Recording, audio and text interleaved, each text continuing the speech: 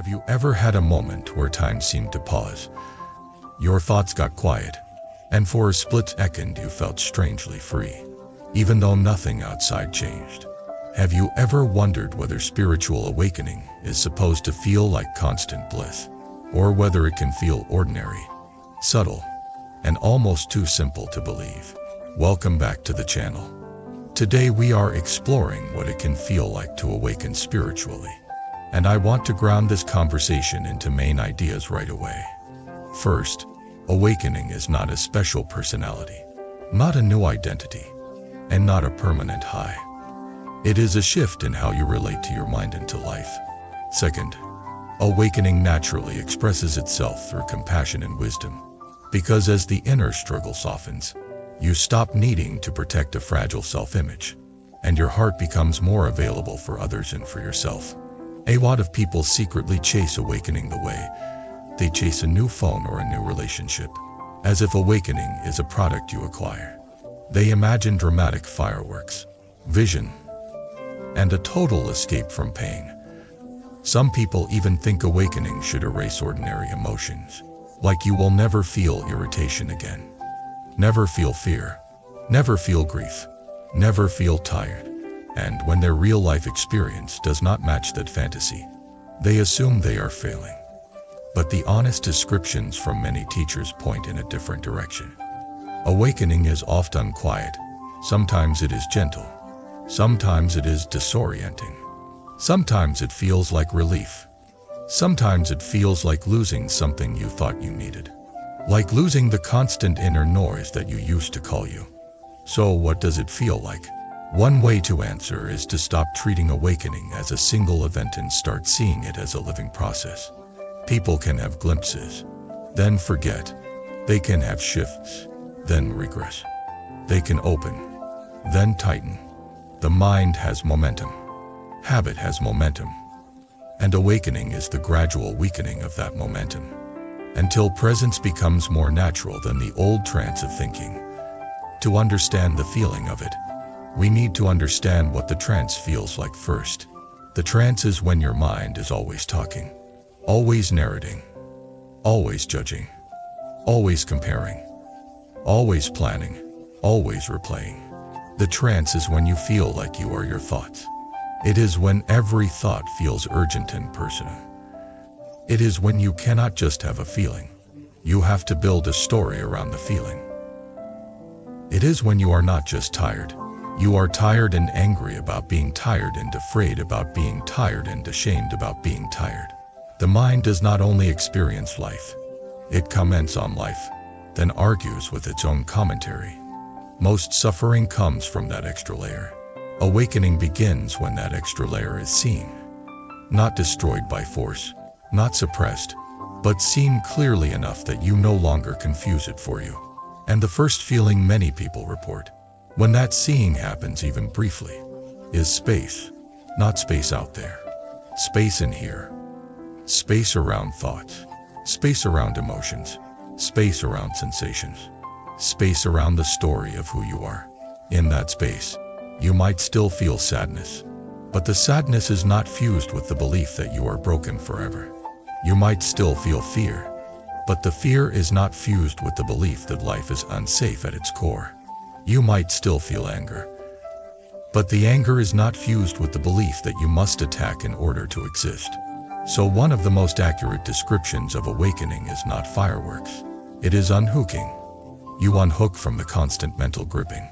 You unhook from the need to defend an identity in every conversation. You unhook from the addiction to being right. You unhook from the habit of turning every moment into a verdict about your worth. This unhooking can feel like relief. It can also feel strangely unfamiliar, because many people have lived so long in tension that tension feels normal. If you have ever traveled with a heavy backpack for years and then you set it down, your body might feel almost unbalanced. You might reach for the weight again. You might feel exposed without it. In the same way, the ego habits can feel like a backpack you forgot you were wearing. When it loosens, you might feel vulnerable at first, but that vulnerability is not weakness. It is sensitivity returning. It is life returning. Now, Another common feeling of awakening is simplicity. You notice the ordinary world as if it is fresh again. You see light on a wall. You hear a bird. You taste food. You feel air on your skin. And it feels enough. Not because you are forcing gratitude, but because you are actually present. This is important. Presence is not a concept. Presence is a felt experience. It is the direct contact with life before the mind labels it, before the mind turns it into a problem, before the mind drags it into the past or the future. In many people's lives, the mind is rarely here. The mind is always somewhere else. Presence feels like arriving home. But there is a reason some people struggle with presence. Because presence reveals what you have been avoiding. When you stop running into the mind, you might finally feel the loneliness you have been numbing. You might feel grief you have been postponing. You might feel anger you have been swallowing. You might feel fatigue you have been ignoring. So awakening can also feel like honesty. Not the harsh honesty of self-criticism, but the clean honesty of seeing what is real. And when you see what is real, compassion becomes necessary. Because without compassion, reality is too sharp. Compassion is the warmth that allows you to stay with truth without collapsing. So here is a key point. Awakening is not just awareness. Awakening is awareness with kindness. Awareness without kindness can become cold observation. Kindness without awareness can become sentimental avoidance. They create wisdom. Now let me bring this into a story. Because a story can show you what it feels like in motion, not just in theory. There is a woman named Claire. Claire is in her early 30s. She looks fine from the outside. She has friends, a job, a routine. But inside she feels like she is always bracing. The mind is always busy. Even when she is relaxing, her mind is solving imaginary problems. Even when she is with friends, she is monitoring how she appears. Even when she is doing well, she is waiting for something to go wrong. Claire does not call it suffering. She calls it normal. One evening she is walking home after a long day. It is cold. She is tired. Her phone is buzzing with messages. Her mind is replaying an awkward conversation from earlier. She is half present, half trapped in commentary. Then something small happens. She stops at a crosswalk. For a moment, she looks up. The street is quiet. A light snow is falling. The sound is soft. The air feels crisp. And for no dramatic reason, her thinking pauses. It is not that thoughts vanish forever. It is that they stop feeling like a prison. In that brief pause, she feels a strange stillness. Not numbness. Stillness. The body relaxes. The heart opens. And she notices something that sounds almost silly when she tries to explain it later.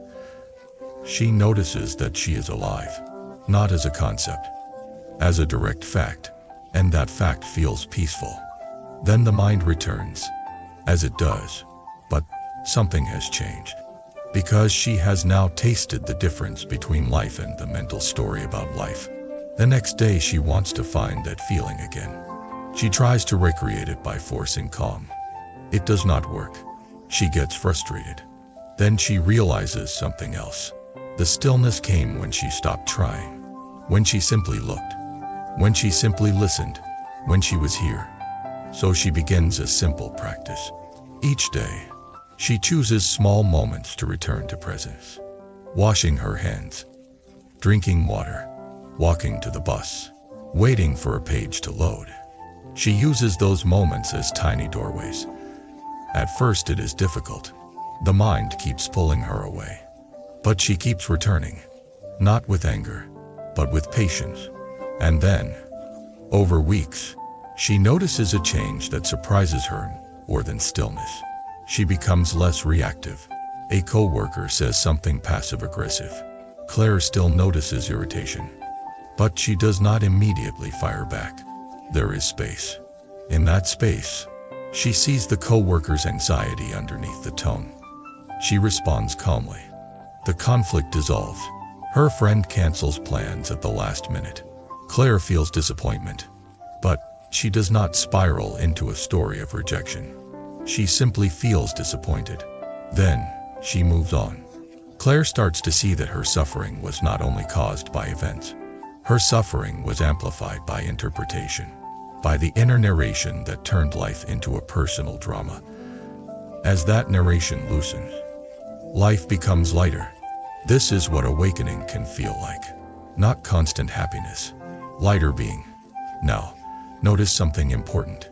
Claire did not become passive. She did not become weak. She became clearer. And clarity naturally supports compassion. Because when you are not constantly defending your identity, you have more energy to actually see other people. This is one of the clearest signs of awakening. Your attention turns outward in a healthier way. Not as a way to escape yourself, but as a natural expression of connection. Before, you might have listened to someone only to prepare your reply. Now you listen and you actually hear. Before, you might have tried to help someone in order to feel needed. Now you help because you genuinely care. Before, you might have judged quickly to feel safe. Now you pause and wonder what conditions shaped them. That pause is compassion in action. Now many people ask, does awakening remove negative emotions? No, but it changes your relationship to them. Imagine you are watching a storm through a window. The storm can be loud. The storm can be intense.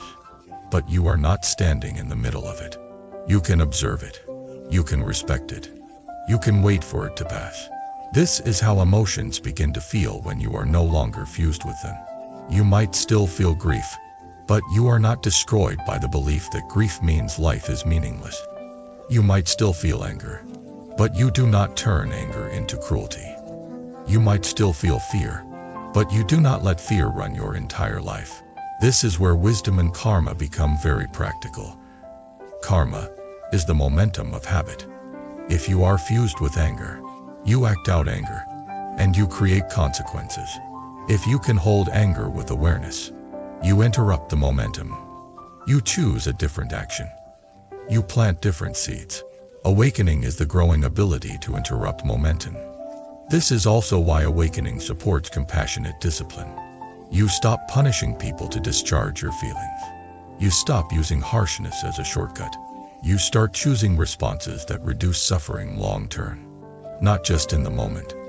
Now, some people experience awakening as joy, a quiet joy, not the excitement of getting what you want, but the joy of not being trapped in wanting all the time. Wanting is exhausting. It is an endless hunger. Even when you get what you want, the mind quickly wants more, or wants to protect what it got, or wants to compare it to what someone else got. That cycle creates constant inner tension. When awakening loosens that, there can be a gentle contentment. Again, not because life is perfect, but because you are less at war with life. But this can also feel scary at first, because many people confuse inner tension with motivation. They worry that if they are not anxious, they will become lazy. They worry that if they are not harsh with themselves, they will fail. They worry that if they stop chasing, they will fall behind. This is where self-compassion becomes essential. Self-compassion teaches you that growth does not require self-violence. You can be disciplined without hating yourself. You can pursue goals without making your worth dependent on them. In a way, awakening replaces fear-based motivation with value-based motivation. You do what matters because it matters, not because you are trying to prove you deserve to exist. That shift is freedom. Now, awakening also affects how you experience other people. You start noticing how often everyone is driven by the same basic forces. The desire to be safe, the desire to be loved, the desire to be seen, the fear of not being enough, the fear of being rejected. When you see that, it becomes harder to demonize people. You might still disagree. You might still set boundaries. You might still protect yourself. But you see the human behind the behavior. This is compassion. And compassion does not mean you let harm continue. Compassion with wisdom is firm. It is clear. It is steady. So one sign of awakening is not that you become endlessly agreeable. It is that you become less interested in unnecessary conflict. You stop feeding drama. You stop chasing arguments. You stop needing to crush someone to feel secure. You become more selective with your energy, and that can feel like peace. Now, let us talk about a different kind of awakening experience. One that many people do not expect. Sometimes awakening feels like losing interest in what used to fascinate you. You used to chase attention, praise, status, or constant entertainment. Then, after a shift, those things feel less satisfying. Not because you are above them, but because you can see the hunger beneath them. This can create an identity crisis. If you used to define yourself by ambition, or by being the funny one, or by being the helper, or by being the one who always has it together, awakening can feel like that identity is dissolving, and the ego can panic. The ego will ask, if I am not this, who am I? That question can feel uncomfortable, even frightening. But it is also the doorway, because the deeper answer is that you are not a fixed story. You are awareness. You are life itself moving through a human form. The story can be used, but it is not who you are. When that becomes more than an idea, it becomes a felt freedom.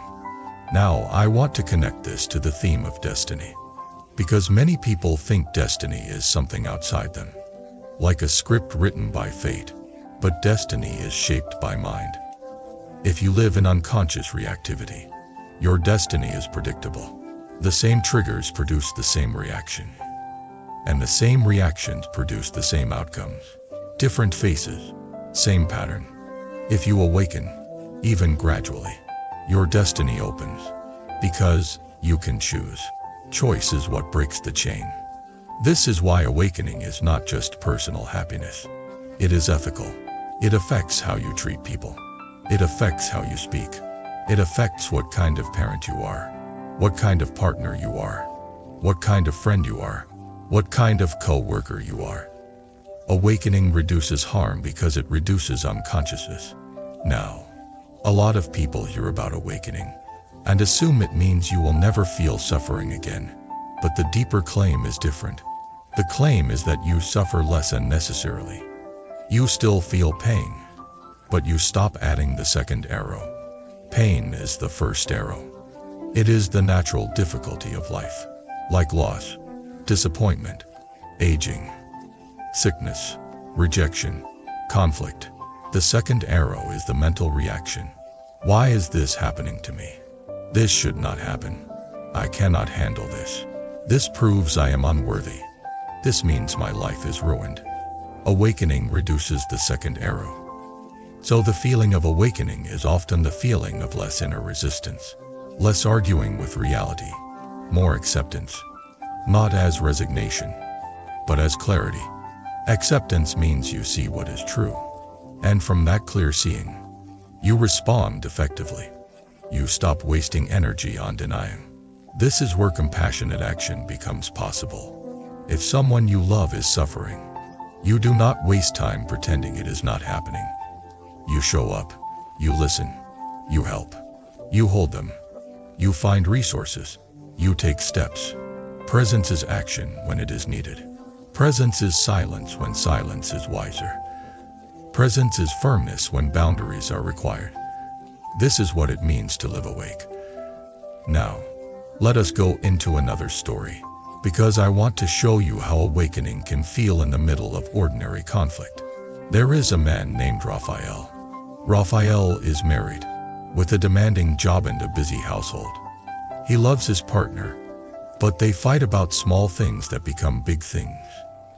Money, time, tone. Raphael has a habit. When he feels criticized, he defends, he explains, he counterattacks. He keeps talking until the other person gives up. Then he feels like he won. But afterward, he feels empty, because winning did not create closeness. One evening, his partner says, "You never listen to me." Raphael feels the familiar heat. He is about to launch into defense, but he has been practicing presence for a few weeks. Not perfectly, but enough to create a tiny gap. In that gap, he notices something.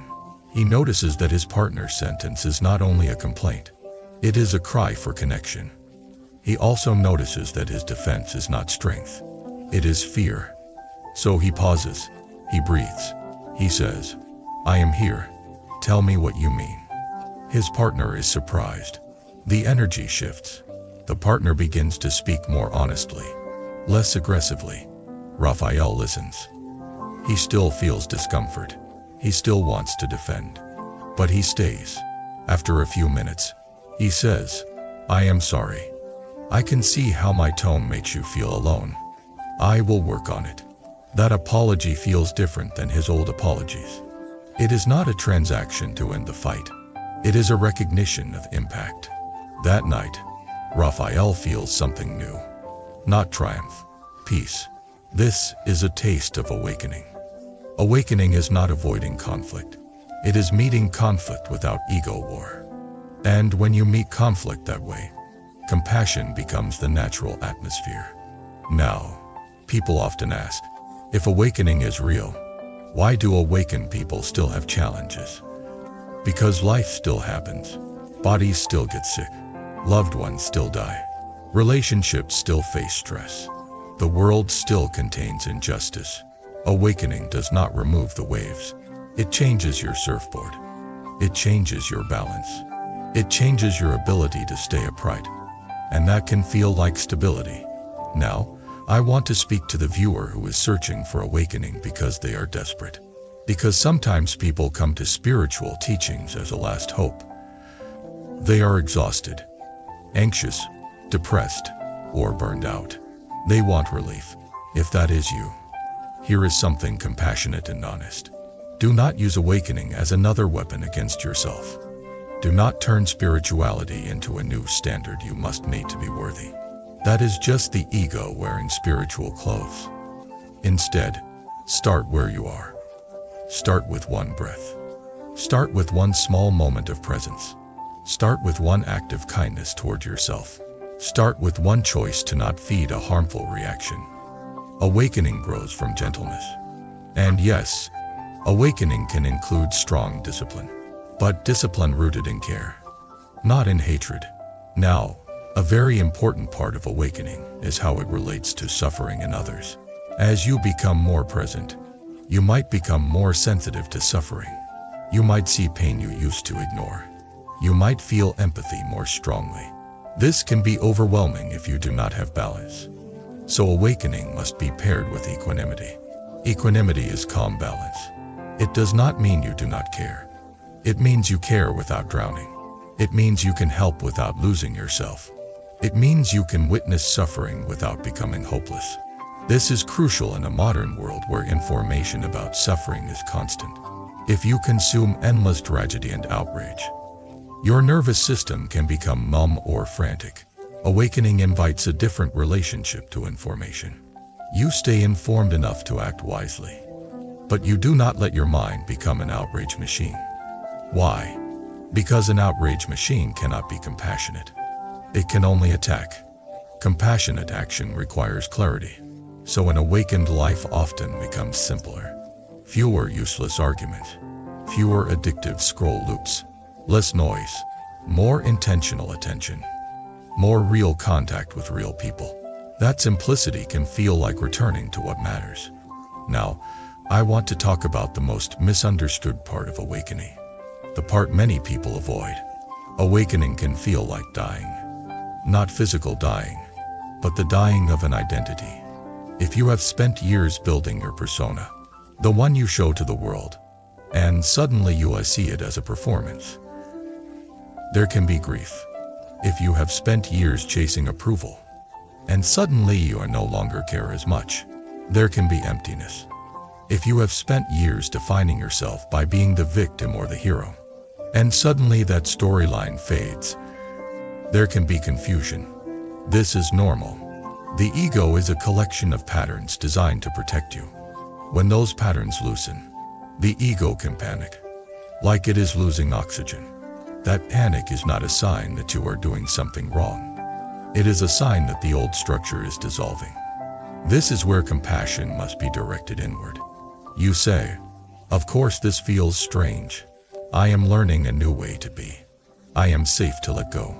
I do not have to rush. I do not have to force anything." Then you return to presence, again and again.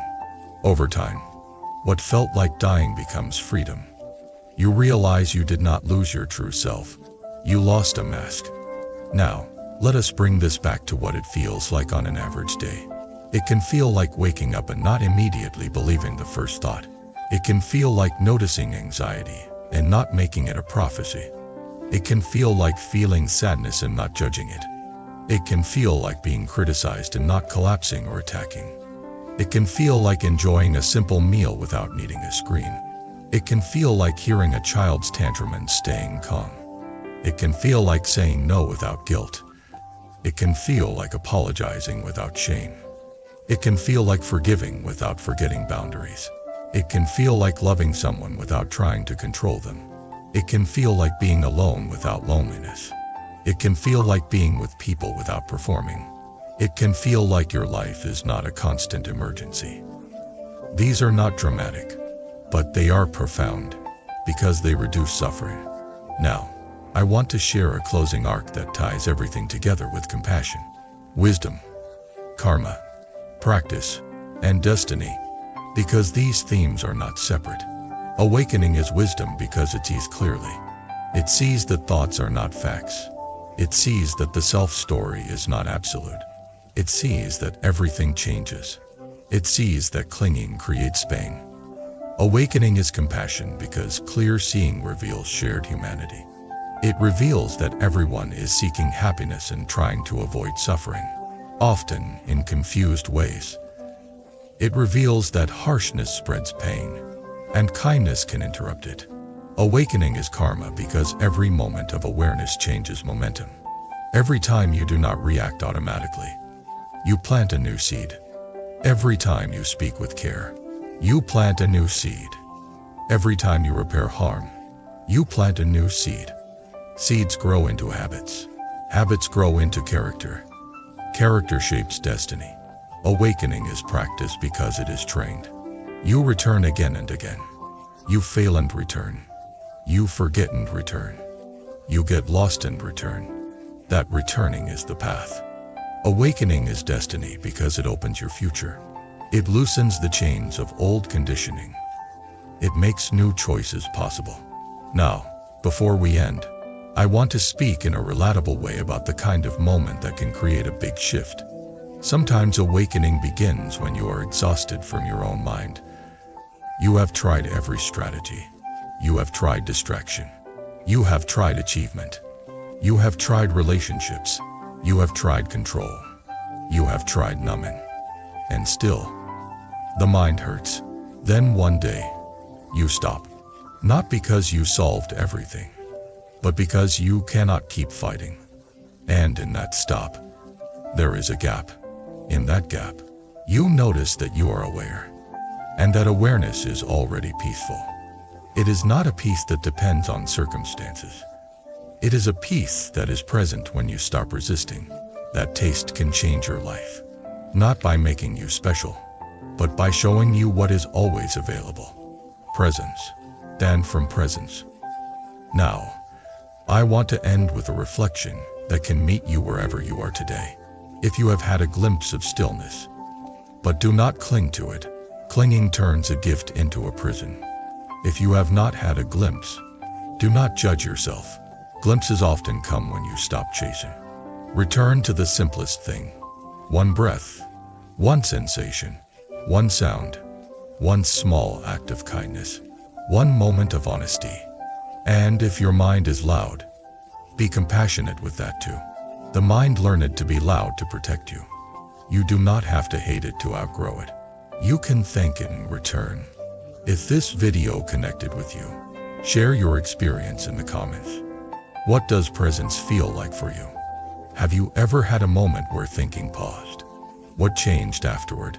And if you want more long-form teachings like this, subscribe, like, and comment so this community can grow and so more people can find a calmer, kinder path.